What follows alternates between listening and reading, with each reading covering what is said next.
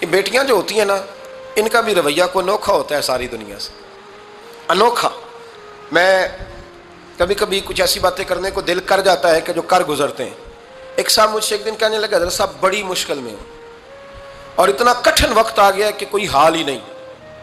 میں نے ان سے کہا کہ اپنی اماں سے دعا کراؤ، مسئلہ ٹھیک ہو جائے گا۔ میں نے لگا اماں تو انتقال کر گئی، تو میں نے کہا بہن سے دعا کراؤ۔ کہنے لگا بہن دور رہتی ہے، تو میں نے کہا پھر بیٹی سے کرا لو۔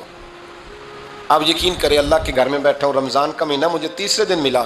کہنے لگا حضرت صاحب الحمدللہ اللہ نے میری مشکل آسان کر دی۔ کہنے لگا یہ نسخہ آپ نے بڑا عجیب بتایا، پیر تو اس قسم کی باتیں نہیں نہ بتاتے، پیروں نے تو آپ کو پتا ہے دعائیں قید کر کے رکھی، صرف ہماری قبول ہونی ہے۔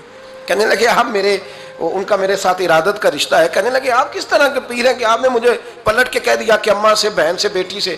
تو میں نے کہا اصل بات یہ ہے کہ میں کبھی تھکا بھی ہوتا ہوں، کبھی کسی رنگ میں بھی ہوتا ہوں، اور کئی دفعہ اب تو یہ حال ہو گیا ہے کہ رونا آئے بھی تو روتے نہیں کہ لوگ تماشا نہ سمجھیں۔